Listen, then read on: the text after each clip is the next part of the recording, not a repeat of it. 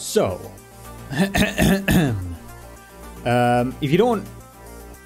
you're not aware, if you haven't read the news today, Adobe has released a new editor, a new editing software called Rush that is supposed to be geared towards content creators, online people, YouTubers.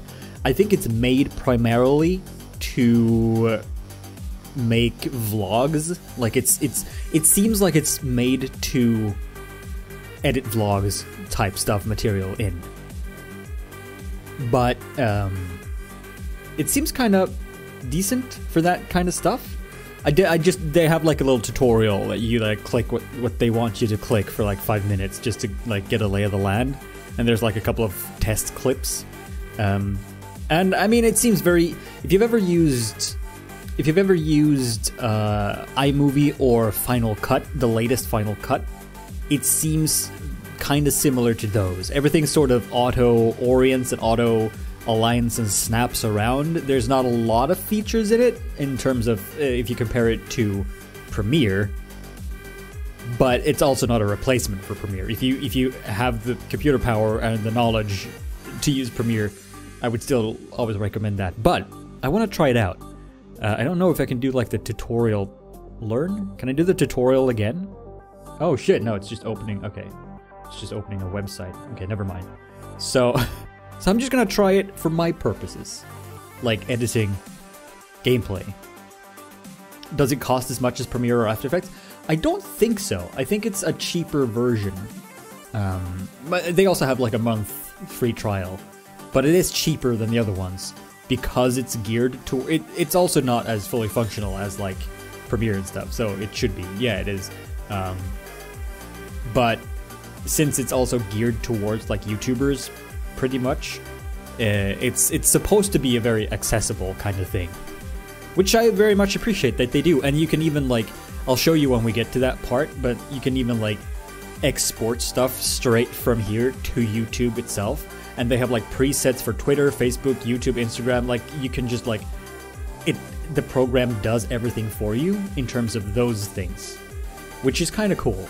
So I'm just gonna, I have like some Spider-Man stuff that I need to edit. So I'm just gonna do that. I think I'm on this one. Spider-Man Rush. So basically this is how you just select your clips, however many you want. You can always import more later, but create that. And it's a basic, this is basically as far as I've gotten. This is basically the interface. One very weird thing about this program is that you cannot save. There's no save function. You can't, even if you go to File, there's New and Close and Share and Exit. There's no save. Control S does nothing. There's no save function. It's so scary. What I think it's doing is continuously auto-saving all the time, because if you close the program, it doesn't even ask you. It doesn't ask you, like, do you want to save? It just close. It's just gone. But if you open it again, it's just where you left it. So I think it just continuously saves all the time. But it's scary, because I want to save. I want to save myself. I want to know. But anyway, so this is the timeline you have. This is what you start with, and if you click here, you can expand the audio. Ooh, Kimi, thank you for the 6-month Prime sub. And if you click down here, you can even get the traditional sort of Premiere-y timeline with multiple tracks and stuff.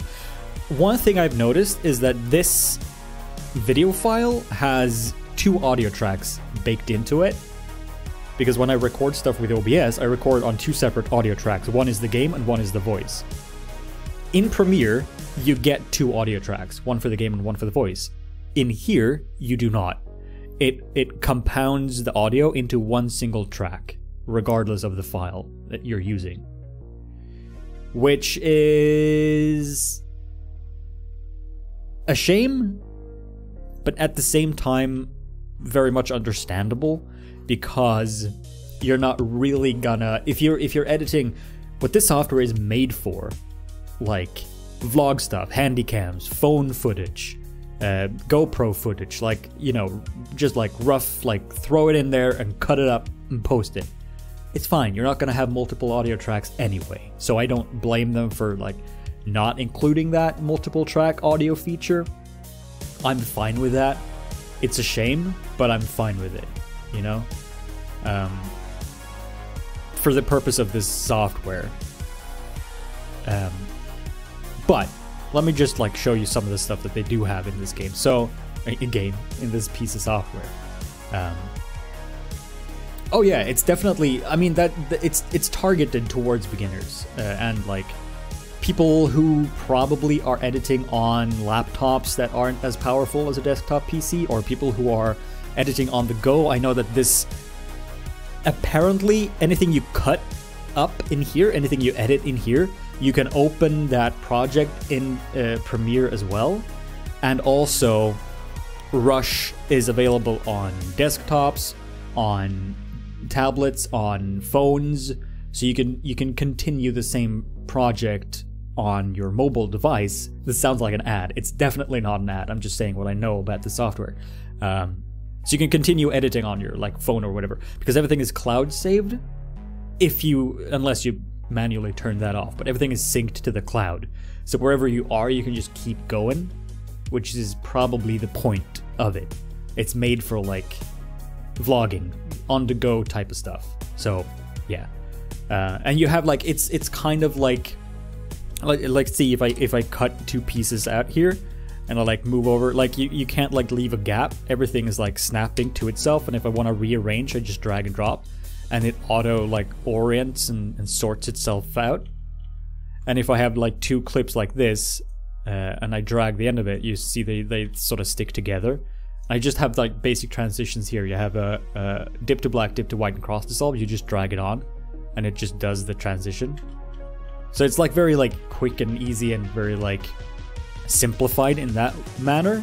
Same with text. If you want to do text, you can like you can make your own, or you can just add from their stock titles that come with the program, and you just like add one in on a new track, and then you can like edit it as it I don't have the font, I don't care. You can just edit it here. Hehe. Poop. And then it just is there. So it's like it's very like drag and droppy, very like click and easy going like that. It's a lot of like little animated ones. I think this one has an animated that comes in from the side. Stuff. Yeah, like that. And it's just like easy access to a lot of stuff, and like you just double click to edit it right here. So yeah, now we'll know who's using Rush. It'll be the new After Effects Andrew Kramer tutorials. Haha, it's Spider-Man. Whoops, I mean Peter.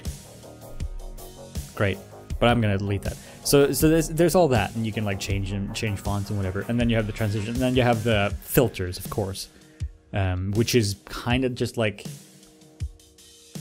Instagram type of stuff. I mean, you click them and they apply.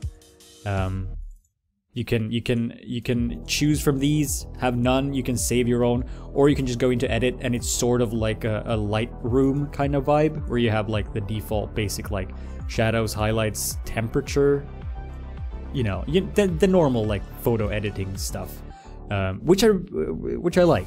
I like this a lot. This is a good feature, for sure. And you can flip this. Every setting has a switch. You can flip it on and off to see what you did. I'm gonna reset that though, which is cool. And then you have per clip, when it's selected like this, if I cut it, per clip you have these settings, which is your basic horizontal, vertical, rotation, like everything like that, scale, and even crop built in. So say that if I had another track up here, let's pretend that this is now my face cam. If I were to do a video with a face cam, I just have crop built in right here. So I could just like crop and do whatever the hell I want with all that. Let's see, why is there no video for this? There he goes. So I can like position this where I want and just like crop it off manually right here, which is kind of cool, I think. And then just like scale it and let's say double click it and just like, yeah, that's the face cam, done. So it's like, it's pretty straightforward to work with in terms of those kinds of things. What I will say though is that there doesn't seem to be any way at all of keyframing. Like you can't keyframe any motion, any positions. You can't put a camera in and then have it like slide in from the side because there's no keyframes. As far as I can tell, because these settings are the only settings you have for motion, and you can't right click. Like right clicking does nothing, nowhere. So you can't really keyframe anything, which again is fine because that's usually not something you do when you're just editing on the go, quick like vlog daily type of content, right? So again, that's fine. I'm just mentioning that as a thing that's not in this software. Another thing that you seemingly can't do, which I think is the biggest flaw here, is that you cannot separate audio and video tracks.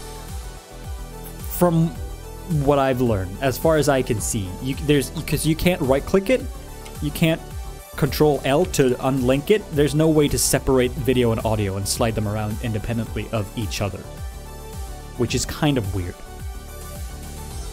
But anyway, the last tab you have is audio, and in the audio section you have a bunch of like channels you can mess around with. But this is kind of interesting because you don't have an overall volume for the project or for the track. You have a per clip volume. So you go into the per clip. You can adjust the volume of the clip, or you can change the audio type, which is interesting. It's music by default, but I'm gonna set this to voice, which gives me a bunch of other options. And it's kind of cool because you can auto volume it, which means that it's just leveling the audio out. And then you can reduce the background noise, which is basically a noise filter built in. It's extremely extreme on 50. I did a test earlier and I had it at 3. But you can also balance the sound, which gives you a little spinning thing, and I'm not sure what it does. So I'm gonna hit that and leave it. It sounded better when I tried it, but I don't know what it does, and this thing never stopped spinning, so I don't know if it's gonna like apply something to the audio. I guess we'll see. These are just the settings I've found. You can also enhance the speech based on female or male voice, but that sounded weird, at least for a game audio type of thing. And reduce echo, which I don't know what that does. There's not a lot of echo in here to talk about anyway, so I haven't tried that out. But those are the features that you can do, and then you can mute it, of course, if you don't want audio at all. But that's kind of cool so far. It seems like a pretty comprehensive little piece of software in terms of straightforward editing. Which is pretty cool. And you can import more clips. You can set down here, you can set the quality. If it's lagging, you can set it to low. So once it's playing, it goes all blurry because it's like it's reducing the quality by 4. This is by 2, and this is full quality. And then once you're done with it, this is becoming like a little tutorial. But is Adobe Rush a completely new program? Yes, it came out like today or like last night. Like it's new. Like I just read about it today. So it's definitely like brand new. And then when you're done with your thing, you go to share. There's no like export as there is in Premiere or After Effects, but you go to share. And this is where it becomes a little bit interesting because you have YouTube, Facebook, Instagram, and Behance, which I've never used, but you can sign in here and it'll upload straight to your channel, which is I wouldn't personally do. But if you're on the go, if you're on the laptop, if you're on the phone, I could see how that could be useful. Because the program tells you once you hit export down here, it tells you, oh, you'll have a chance to preview the thing before you actually post it. So it won't go and just like post a video on your channel. So that's pretty cool. I only did a local for now, but looking into the presets here, you have presets for all the social media, right?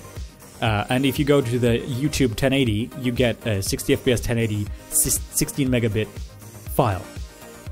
These settings, this is exactly, well, I don't know if it's doing a variable or a constant bitrate, because it doesn't tell, but as far as I can tell from these settings and from the test I did, this is exactly the stuff I use for Sean's videos. Like, this is the stuff we use when we do videos for Sean's channel. It's 1080, it's 60, it's stereo, and it's 16 megabit per second. So the YouTube 1080 profile is definitely viable. I love that it's estimating a file size as well. So that's cool. I did another test on automatic, which is high, everything on the maximum, and that created a 30 to 35 megabit per second file. So that's near lossless. If you do it high, it's pretty much lossless.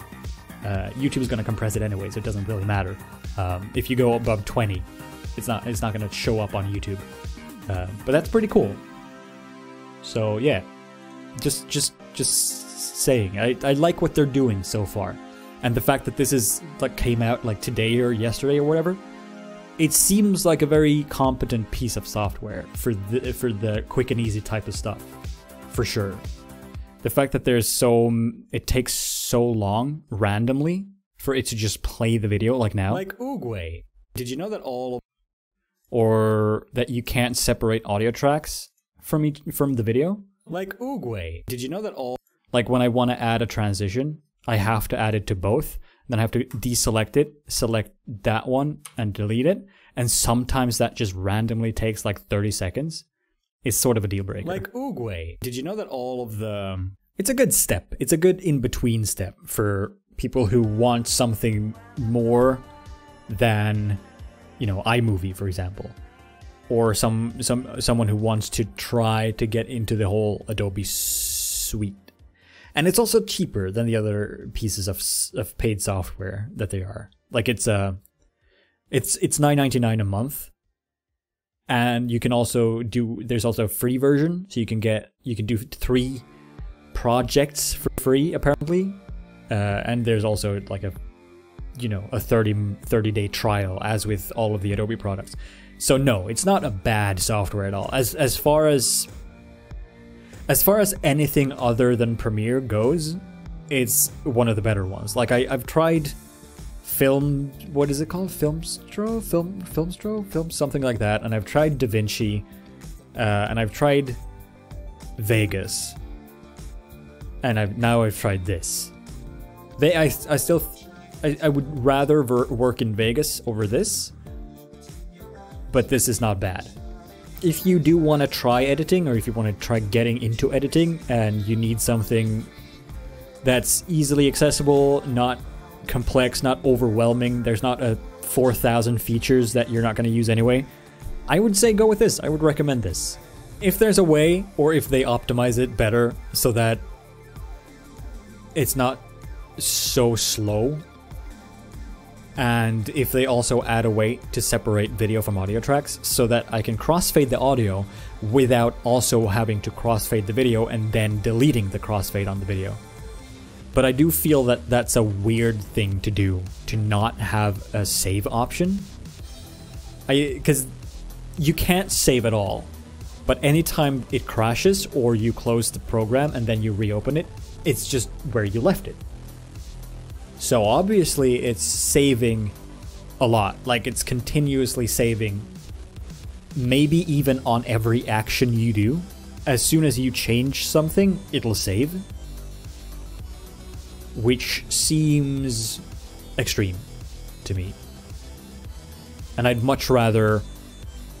It's a good option, a continuous, especially if you're out and about, on the go, if you're switching devices, you're jumping from laptop to computer, whatever, phone, that's fine.